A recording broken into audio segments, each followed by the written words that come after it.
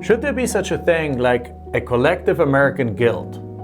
Now, there's such a thing like the Catholic guilt, the Jewish guilt, and also the German guilt. Now, I'm from Germany, and obviously the German guilt refers to back the time of the Holocaust. If you think about that, the question is, should there be such a thing like that in the US too? I mean, the guilt part, right? Because the US has done a few things in its history that are not necessarily good. Well, let's look at what Germany has done. I'm born and raised in Germany, and we're talking about obviously the Holocaust days where Hitler came in and got elected chancellor, then managed to rule the country and managed to take his crazy, batshit crazy idea of eradication of the Jews and actually have an entire freaking country follow him on it.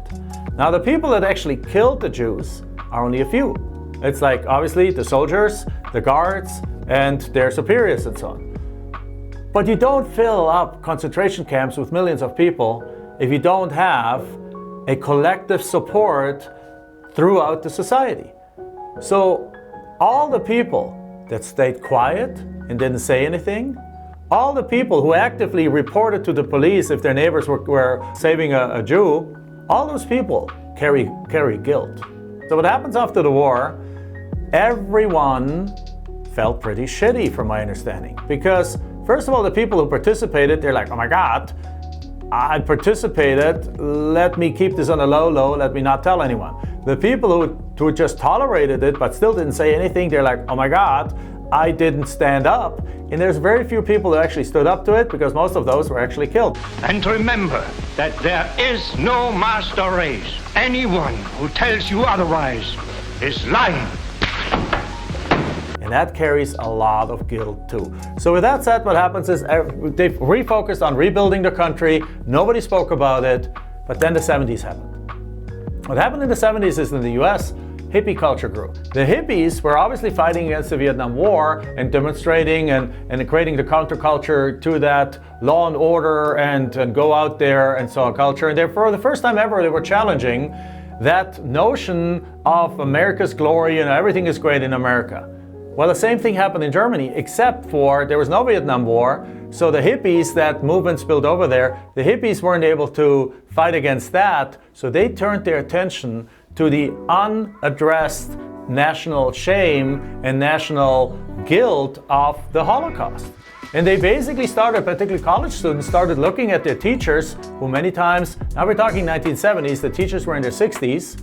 That means those teachers were born in the very early 1900s. That means they were most likely participating in the Holocaust in some kind of way. They were active participants of that culture, of the political systems, and so on. And it's very clear, anyone in Germany who during the Hitler times maintained their job as a politician or maintained their job as a high school or maintained their job as a university teacher, professor, was either associated with the Nazi Party or was at the very least sucking up to them and kissing up to them and be supportive or super passive and not saying a beep against it. So guess what? All of a sudden, during that time, these questions were brought up by the college students, and they're like, well, what was your role during the Holocaust? What was your role during the Nazi time? And they found out, and they did research, and they uncovered tons and tons of people that really were bad guys during the Hitler times, but somehow slipped through the cracks and maintained their jobs. And all of these guys were kicked out. And at the same time, therefore, the curriculum in schools was changed, and the entire country woke up and say like, no, we need to talk about this. We need to talk about what happened back there. Because if we don't talk about it, there's no way to actually heal from it. There's no way to actually make it right again. And there's no way to actually move on from that generational guilt. Guess what? I'm born in 1970. So when I went to school, the Holocaust was part, and the Nazi times was part of an intensive curriculum We learned everything about it. We went to Buchenwald outside of Munich as a school trip, and we went to the concentration camp. We saw the barracks. We saw the things. We watched the movies. We talked to people from those times. And what it did, it has helped us understand that there was a lot of fear, that not everyone felt, that most people feared for their lives, and they didn't want to step forward. And just over time, overall, it started healing the country.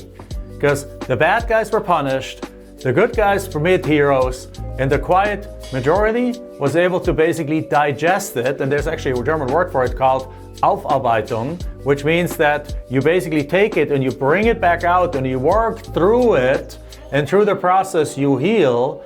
And then what happens, guess what? The next generation, now that the generation born in the 1980s and 90s, when 2006 came around and the Soccer World Cup came to Germany, everyone was comfortable again bringing out German flags, celebrating German wins in soccer, celebrating a multicultural environment with people from all over the world visiting Germany. And that was a pivotal time, pivotal month in German history, because in that moment, really everyone woke up and came to the close and says, you know what? We no longer are carrying the national guilt.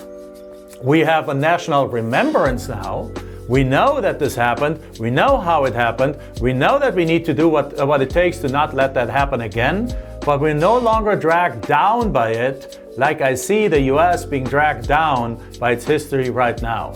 So what I think the US should have, yes, there should be such a thing like a national guilt over the treatment of African American Black people in the United States. And there should be this Aufarbeitung. We should, instead of like tearing down statutes and forbidding things in schools and in national capitals and stuff like that, we should talk about what does this guy do? What does this person do? How does it all work together? What are the horrible things that happened? Who was involved? Who was not involved? And how does the masses ignored it all in order to allow everyone? It's going to be a painful process, just like it was a painful process in Germany, but it actually will help the country move forward. Now, if you agree or not agree, make sure you put a comment below. Let me know what you think about that, because that's something my country did. And when I go now to Germany, the young kids are like, yeah, I remember. We learned about the Holocaust. I know it was horrible. I know as a country we have a responsibility for it, but it's something my great-grandfather did. I didn't do it. I can live, I don't carry the responsibility for this anymore. I can be a happy member of the world society, and I can move forward just knowing that this won't ever happen again in our country. And I think that's a healthy way to be. Let's do something like that in the US too. It's gonna be painful, but it's gonna be worth it.